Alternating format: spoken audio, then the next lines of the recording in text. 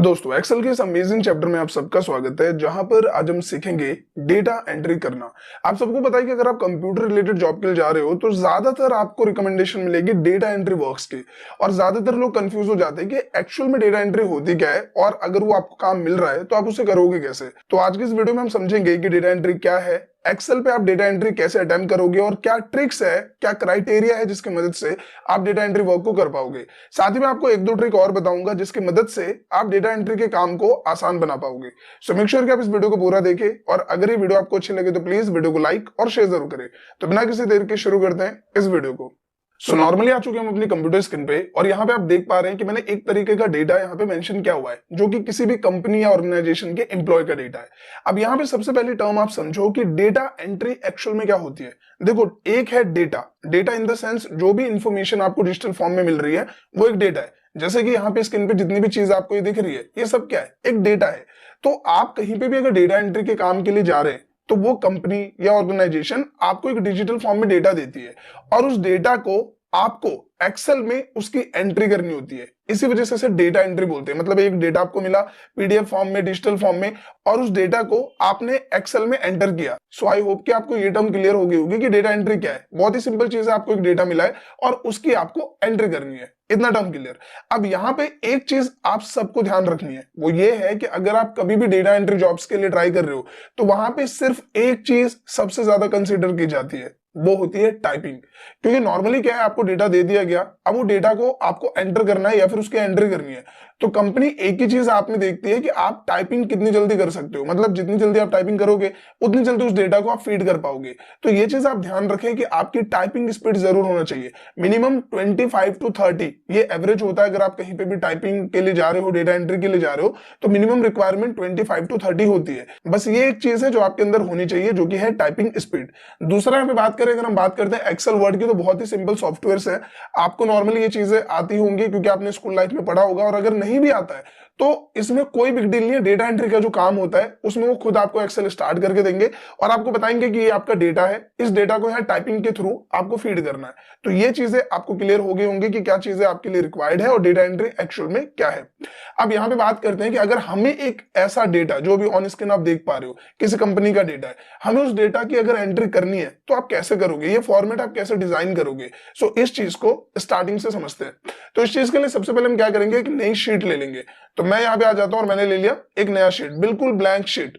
तो सबसे पहली चीज इसमें हमें जो जो चीजें एंट्री करनी है, जैसे कि हमें क्या क्या फील्ड डालने हैं यहाँ पे, तो हम एक बार इसमें देखते हैं। तो हमें यहाँ पे देना ID number, name, gender, age, date of joining, ये सभी चीजें मुझे फिट ऑन करनी है। तो इन चीजों को हम पहले इसमें एंटर करते हैं। तो हमने यहाँ पे डाला आईडी नंबर, इसके बाद हम यहाँ पे लिखेंगे नेम, इसके बाद हमने यहाँ पे लिखा जेंडर, फिर हमने यहाँ पे लिखा एज, देन हमने लिखा यहाँ पे डेट ऑफ ज्वाइनिंग। आप देख पा रहे हो मैं बिल्कुल सिंपल टाइप ही कर रहा हूं यहाँ पे, इसके अलावा कोई चीज नहीं कर रहे भी हम यहाँ पे। इसके बाद हमने यहाँ पे डाला कि उसकी क्या डेजिग्नेशन है। डेजिग्नेशन का मतलब कि उसका पद क्या है, वो मैनेजर है, असिस्टेंट मैनेजर है, स्टाफ है, सुपरवाइजर है, क्या है। तो हमने वो चीज यहाँ पे लिखी। उसके बाद उसके डेजिग्नेशन के हिसाब से उसकी क्या सैलरी है, तो हम यहाँ पे डाल देते हैं उसकी बेसिक सैलरी। तो हमने यहाँ पे लिखा बेसिक सैलरी। इसके बाद उसका एड्रेस क्या है और एट लास्ट हम डालेंगे उसका कॉन्टैक्ट नंबर। तो ये सभी जो हमारे मेन फील्ड्स है जिसकी एंट्री हमें करनी है वो हमने यहाँ पे लिखा। अब आप यहाँ पे एक चीज नोटिस करो कि जो मैंने डेट ऑफ ज्वाइनिंग लिखी है ये प्रॉपर तरीके से यहाँ पे नहीं आ रहा। तो इसके लिए आपको क्या करना है, इसका जो कॉलम है इसके ऊपर में आप जाओ और इस तरीके का जब सिंबल आए तो इस पर डबल टैप आप कर दो। जैसे आप डबल टैप करोगे वो बाय डिफॉल्ट सेट हो जाएगा जितने की उससे रिक्वायरमेंट है। तो वही चीज हम डेजिग्नेशन के साथ भी करेंगे और वही चीज हम बेसिक सैलरी के भी साथ करेंगे। तो ये चीज हो गई। अब ये होने के बाद हमें क्या करना है कि यहाँ पे हमारा जो भी काम हम यहाँ पे कर रहे हैं उसका एक हेडिंग देनी है। तो इसके लिए इस पूरे सेल को सेलेक्ट किया मैंने और मैंने यहाँ पे इसे कर दिया मर्ज। मर्ज करने के बाद हम यहाँ पे लिख देते हैं कि हम क्या एंट्री कर रहे हैं, एम्प्लॉय डेटा की एंट्री कर रहे हैं। तो हमने लिखा एम्प्लॉय डेटा, हमने इसे सेलेक्ट किया। सेलेक्ट करने के बाद यहाँ पे अलाइनमेंट्स के ऑप्शन आपको मिलते हैं, आप यहाँ पे जाके इसे मिड में कर सकते हो। इसके बाद यहाँ पे हम जाएंगे और यहाँ से हम इसका फॉन्ट चेंज कर देंगे। तो आई थिंक ये वाला फॉन्ट ज्यादा अच्छा लगेगा एम्प्लॉय डेटा का, हमने ये वाला फॉन्ट लिया और इसे हम बड़ा कर देंगे। करने के बाद आपको यहाँ ऑप्शन मिलता है शेडिंग का, आप इसमें जाइए और जो भी कलर आपको अप्लाई करना है, जैसे हमें ये ग्रीन कलर अप्लाई करना है, हमने ग्रीन कलर लिया, इसे सेलेक्ट किया और इसके अंदर का जो कलर है वो हमने व्हाइट कर दिया। देन हमने जो नीचे वाली हमारी रो है इसको हम सेलेक्ट करेंगे और दोबारा इस कलर वाले सेक्शन में जाएंगे और इसका कलर हम चेंज कर देंगे। इसके अंदर में जो भी मैटर हमने लिखा है उसे हम बोल्ड कर देंगे और ये करने के बाद जितने भी लेवल तक आपको डेटा एंटर करना है उसकी एक रेंज हम सेलेक्ट कर लेते हैं। जैसे यहां से लेके यहां तक मुझे भी डेटा फिल करना है तो मैंने यहां तक की रेंज सेलेक्ट किया और यहाँ पे बॉर्डर वाले ऑप्शन में जाना है और आपको कर देना है ऑल बॉर्डर। अब यहाँ पे आप एक चीज नोटिस करो कि जो हमारा फॉर्मेट है वो हम यहाँ पे बना चुके हैं। अब इसके अंदर आपको डेटा स्मार्ट वे में कैसे एंटर करना है ये समझते हैं। तो मान लीजिए कि हमें ये सभी डेटा फिल करने हैं और यहाँ पे इन सभी डेटा को फिल करने के लिए हम एक ऑप्शन को इनेबल करेंगे जो कि है फॉर्म ऑप्शन। इस ऑप्शन का सबसे ज्यादा यूज होता है एक्सेल में डेटा एंट्री करते समय, क्योंकि इससे आपका जो काम है वो काफी पोर्टेबल हो जाता है और आसान हो जाता है। तो इसे हम कैसे इनेबल करेंगे, इसके लिए आप ऊपर आएंगे, यहाँ पे आपको एक डाउन एरो की का ऑप्शन मिलेगा जो कि customise quick access toolbar के पास है। यहाँ पे आपको जाना है और यहाँ जाने के बाद आपको एक ऑप्शन मिलेगा मोर कमांड्स का, तो इस पे हम क्लिक करते हैं।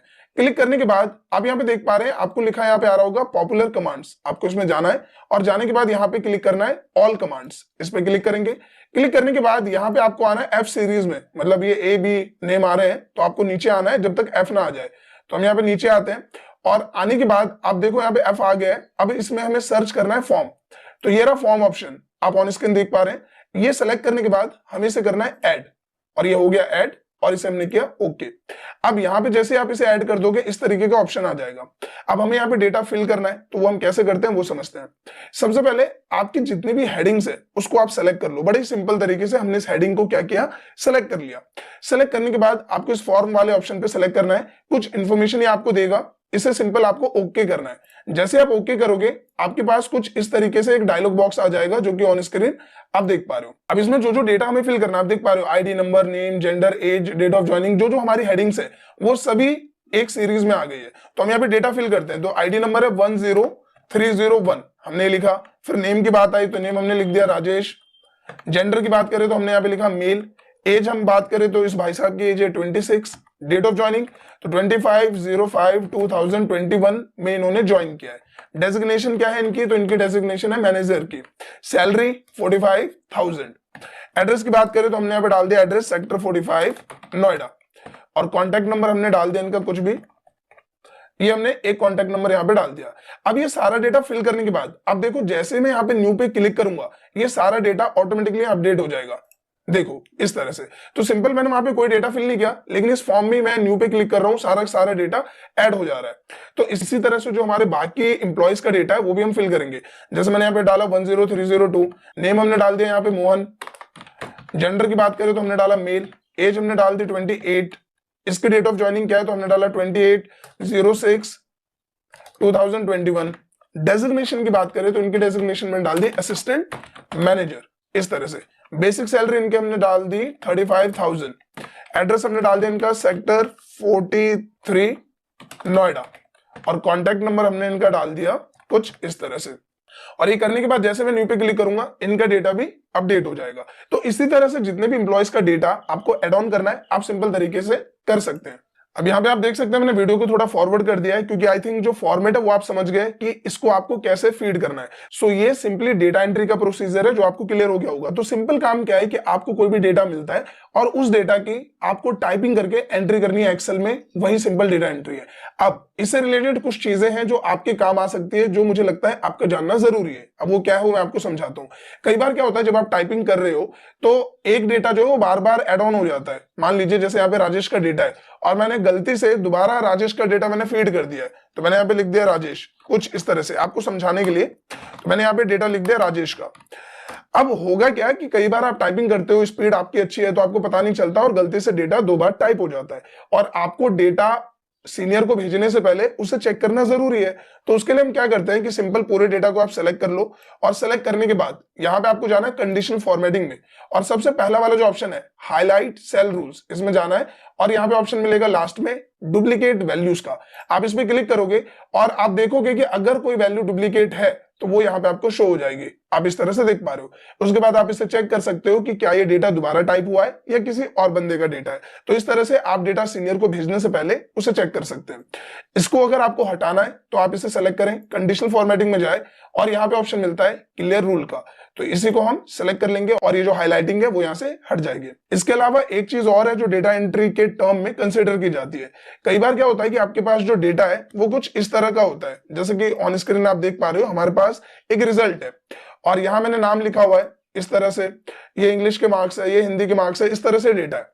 लेकिन जब आप डेटा भेजते हो तो वो बोल रहे हैं कि मुझे डेटा हॉरिजॉन्टल नहीं, मुझे डेटा वर्टिकल चाहिए। ये जो डेटा है वो हॉरिजॉन्टल है और हमें डेटा भेजना है वर्टिकल। तो आप क्या करोगे, पूरे डेटा को आप सेलेक्ट करोगे, इसके बाद आप इसे करोगे कॉपी।